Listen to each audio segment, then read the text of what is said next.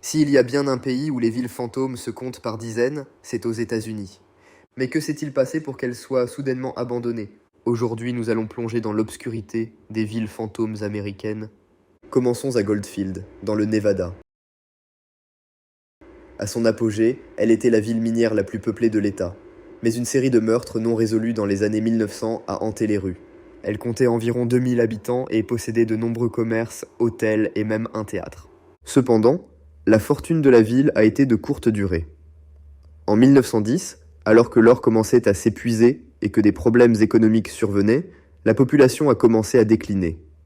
Les mines ont fermé et en quelques décennies, Goldfield est devenue une ville fantôme.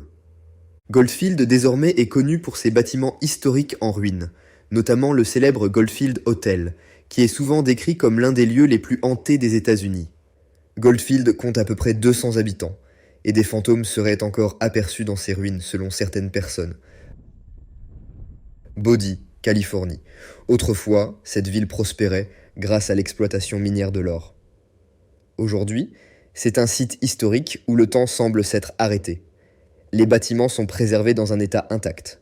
Fondée en 1859, elle a connu une forte démographie grâce à la ruée vers l'or, atteignant une population de près de 1000 habitants dans les années 1870. Bodie était une place fréquentée avec des saloons, des boutiques, des écoles et même des théâtres. La ville était connue pour son atmosphère animée, mais aussi pour sa violence. Les affrontements entre mineurs et bandits étaient fréquents, et Bodie avait la réputation d'être un endroit dangereux. Cependant, comme beaucoup de villes minières, la ville a connu un déclin rapide lorsque les gisements d'or ont commencé à s'épuiser. Dans les années 1940, la plupart des habitants avaient quitté l'endroit et Bodie a été abandonné. Aujourd'hui, c'est un parc historique et un site préservé géré par l'État de Californie. Environ 110 bâtiments ont été restaurés et le lieu est souvent décrit comme un musée vivant de l'époque de la ruée vers l'or. Les visiteurs peuvent explorer les rues désertes, admirer l'architecture d'époque et ressentir l'atmosphère de ce qui était autrefois une ville importante. Partons en Pennsylvanie, à Centralia, une ville tristement célèbre pour son incendie de mines souterrains qui dure depuis des décennies.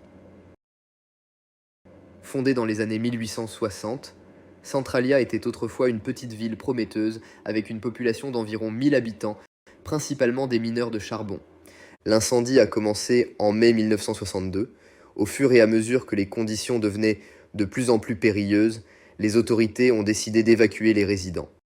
En 1983, le gouvernement fédéral a déclaré Centralia comme une zone d'évacuation et a commencé à acheter des maisons pour les démolir. Aujourd'hui, presque tous les habitants ont quitté la ville, et sa population est tombée à une poignée de personnes. Le feu souterrain brûle toujours, et on estime qu'il pourrait continuer à brûler pendant encore des décennies, voire des siècles. Ce phénomène a créé un paysage bizarre. Des fissures dans le sol laissent échapper de la fumée et des gaz, et la route principale de Centralia est devenue un lieu d'exploration populaire pour les aventuriers et les amateurs de paranormal. Que dire de Gary, dans l'Indiana? Autrefois une plaque tournante de l'industrie, cette ville a subi un déclin brutal.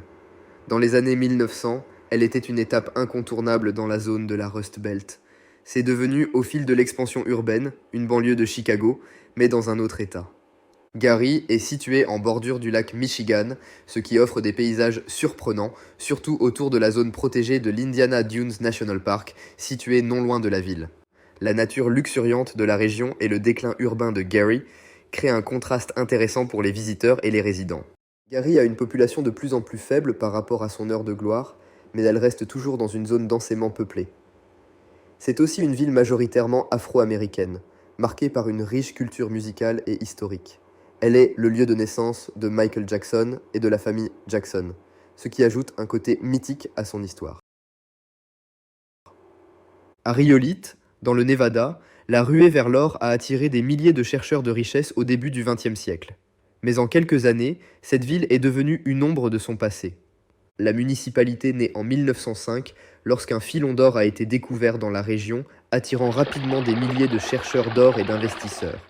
La ville a grandi incroyablement vite, atteignant une population d'environ 5000 personnes en seulement quelques années. Rhyolite était une ville moderne pour l'époque, avec des trottoirs en ciment, des hôtels, des banques, des écoles, une gare et même une salle d'opéra, ce qui était rare dans le désert à l'époque. En 1911, la mine principale a fermé ses portes, ce qui a précipité l'abandon de la ville. En 1916, Riolite était déjà pratiquement déserte. Aujourd'hui, c'est un site touristique populaire pour ceux qui visitent la vallée de la mort. On peut y voir les ruines de plusieurs bâtiments emblématiques, notamment la banque Cook, la gare ferroviaire et le bâtiment de l'école. Ces ruines bien conservées offrent une vision saisissante de la vie durant la ruée vers l'or. Ensuite, découvrons Thurmond, en Virginie occidentale. Déjà, la Virginie occidentale est connue pour sa végétation particulièrement abondante. Mais dans une ville abandonnée, je vous laisse imaginer. Dans les années 1910, Thurmond était une ville animée, avec une population d'environ 500 habitants. Elle possédait des hôtels, des banques, des commerces et même un casino. Son hôtel Dunglen, par exemple, était réputé pour organiser la plus longue partie de poker de l'histoire qui aurait duré 14 ans. La ville a commencé à décliner à partir des années 1930 pour plusieurs raisons. D'abord, la Grande Dépression a réduit la demande de charbon et ensuite, l'incendie de l'hôtel Dunglen a frappé durement l'économie locale.